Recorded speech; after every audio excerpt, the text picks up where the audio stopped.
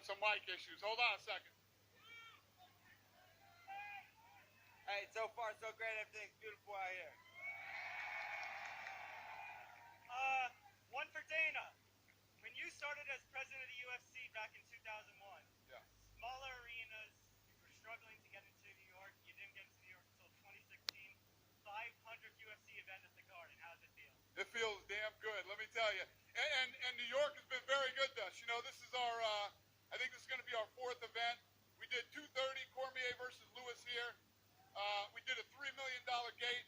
We did Bisping versus St. Pierre, $6 million gate. And then we did McGregor versus Alvarez, $18 million gate. And then now this event went on sale today. We've sold over 10,000 tickets. Thank you, New York. We appreciate you. And I got one for Mr. Masvidal. You knocked out Darren Till. You made Leon Edwards eat the 3-piece Minnesota. You gave Mr. Askren the MGM Grand Buffet. What are you making Diaz eat? I'm coming to fight with everything I got, you know, so I'm gonna give him my all, man, whatever it takes, you know.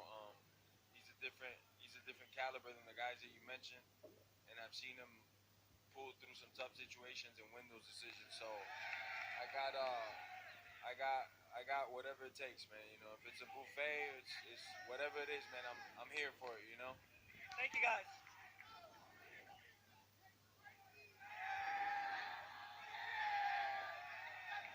First of all, Dana, thanks for the press passes from the Morning Blitz. Question for both fighters. You obviously both have a lot of respect for each other. Can you just talk about preparing to this fight and how your mental state differs as opposed to fighting a big trash talker like Askren or McGregor? Yeah, I heard him. I mean, when people talk shit, it is motivating because there's some dudes you're not gonna lose to. And Askren is that dude. I'm not losing in any universe. You know, so the shit talking does help. But man, it just helps when the guy on the other side that you're fighting wants to hurt you and you know it. That's enough motivation for me right there. And Nate? Yeah, they're just working now. Yeah, it's just like I train for every fight. There's really not a lot of trash going on and a lot of fights I missed anyway. So it's just like normal. When the opponent, where I need to be at. Thanks, guys. Okay, hola, Sadie. Hey guys, Venus Carnivale, Everything Martial Arts. Dana, my question is for you. So this is for the BMF belt, right? Is that really happening? Obviously, the two people here are well deserving of that title if it is going to happen. If that is the decision that was made, how did you come to the conclusion that, hey, let's do this? Was that question for me? That's for you, Yeah. Dana. Hey, Lene, what did she say? So you decide, are you 100% doing this BMF belt? And what does that entail? What is that going to be like? Yeah, the belt. So, you know, when Nate did his interview that night, he basically said, this is for the baddest motherfucker in the game. So,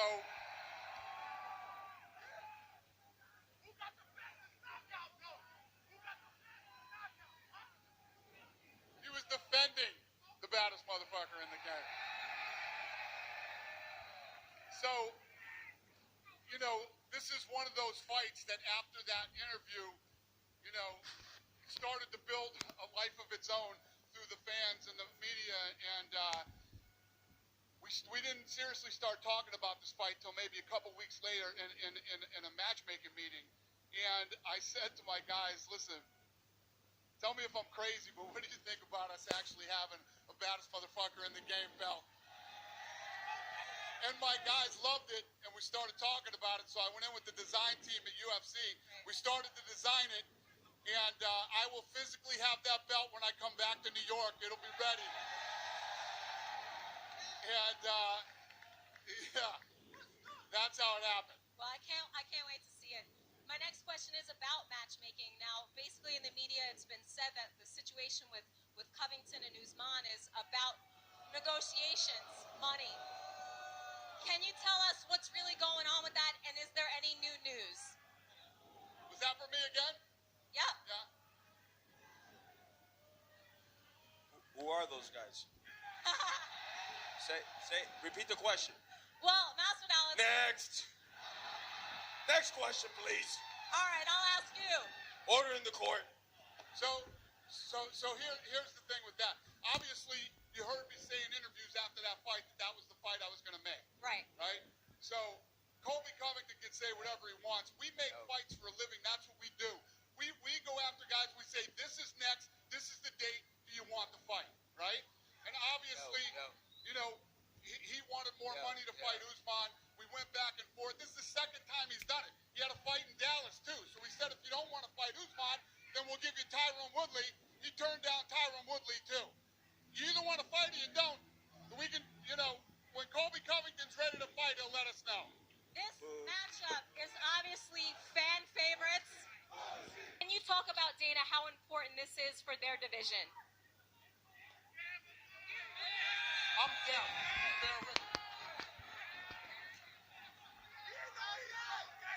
Yeah, no, this fight's a big deal for the division, for who's next in the title picture, and obviously a huge fan favorite fight. So this is one of those fights. Diaz went out and beat Pettis, comes out, gives his interview, calls out Jorge. This thing took a life of its own.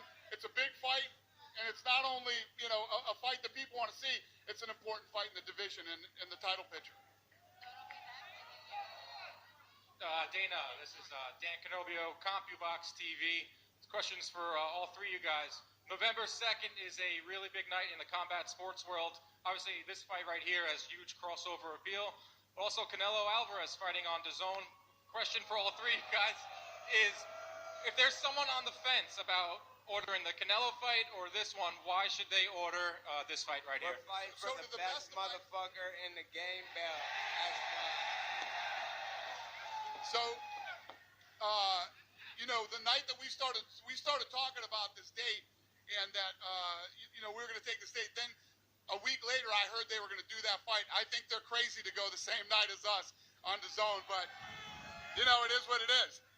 But if they time it right and they do this thing the right way, it could be very much like the other night when Gaethje fought Cowboy, and then the Fury fight was on after. So if they time it right, it could work out. But if they want to go head-to-head, they're fucking nuts.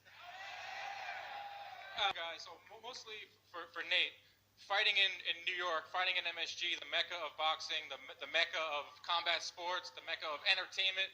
Now you get to put your name on that list. What does it mean for you to join that list of fighting at Madison Square Garden? Yeah, that's one of the best parts of this whole thing is being the headline in that. Like you said, it's a historical event center. I'm sure all the greats fought there, Muhammad Ali, Mike Tyson, and everybody. I'm sure all the big games. So that's definitely a great part of this fight.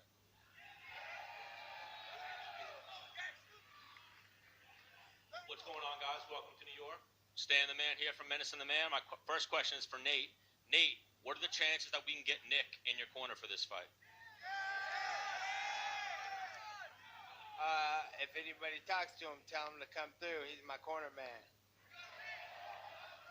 Dana, let's make that happen. And another one for Nate. I smelled some weed earlier.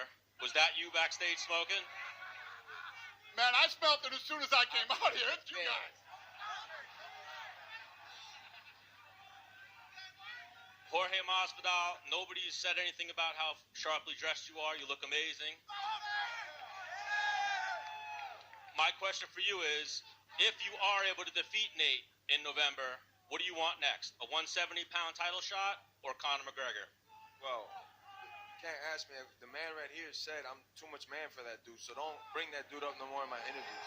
He already said it himself, so that fight is not available. What I'm going to wait is for those two sissies to clear it out of who's going to fight, and then if God gives me the victory November 2nd, I want to take everybody's head that's attached to a belt. Somebody says they have a belt, well, I'm coming for it. And if it's any one of those two sissies, then they're going to get it, you know? And I mean sissies in the purest of forms. Yes, yes. So, Dana, Can we make that happen? Can the winner of this fight welcome Conor McGregor back to the octagon? Let this fight happen. I don't know. Let's see how this fight plays happen. out. You know what I mean. Let's keep this baddest motherfucker alive belt going. We'll see what happens. All right. Thank you.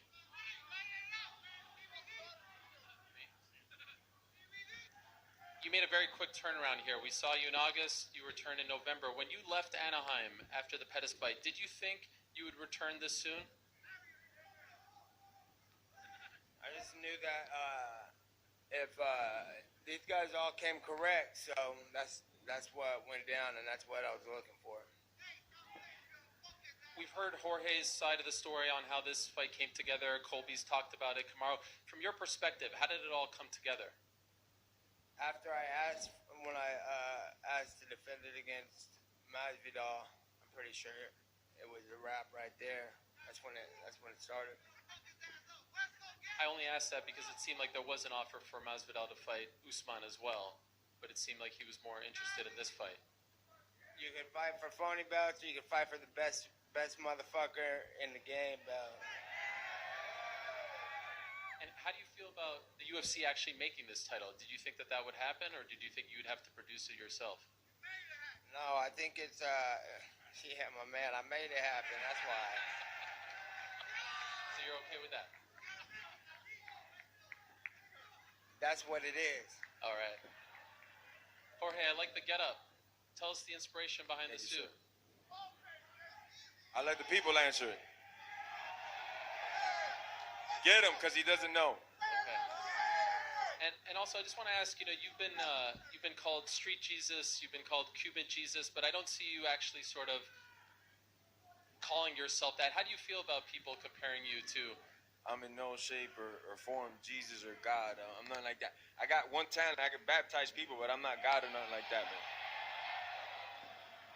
Thank you. You're welcome, sir.